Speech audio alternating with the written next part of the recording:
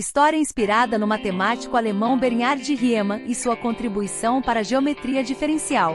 Houve um tempo em que um jovem curioso chamado Bernhard vivia em uma pequena vila no interior da Alemanha. Desde cedo, ele mostrou uma mente brilhante e uma paixão por entender o mundo ao seu redor. Bernhard passava horas a fio explorando os campos ao redor de sua casa, observando as curvas dos rios e as formas das montanhas. Um dia, enquanto ajudava seu pai na fazenda, Bernhard notou algo intrigante sobre a maneira como a água fluía pelo riacho próximo.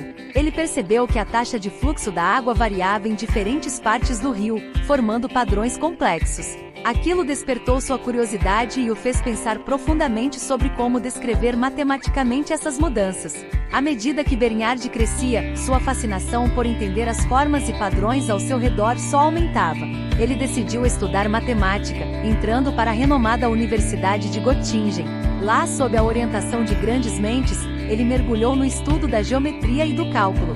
Ao longo de seus estudos, Bernhard começou a investigar superfícies curvas e espaços abstratos, perguntando-se como medir essas formas complicadas de maneira sistemática. Foi quando ele teve uma ideia revolucionária que mudaria a maneira como entendemos o mundo ao nosso redor: a métrica de Riemann. Bernhard Riemann imaginou um novo conceito de geometria que permitia medir a distância entre pontos em superfícies curvas, não apenas em superfícies planas como os matemáticos tradicionalmente trabalhavam. Sua teoria não só abriu caminho para uma compreensão mais profunda da geometria não euclidiana, mas também teve aplicações fundamentais na física, especialmente na teoria da relatividade de Einstein. Com o tempo, as contribuições de Riemann para a matemática e para a compreensão da estrutura do espaço-tempo revolucionaram muitos campos científicos.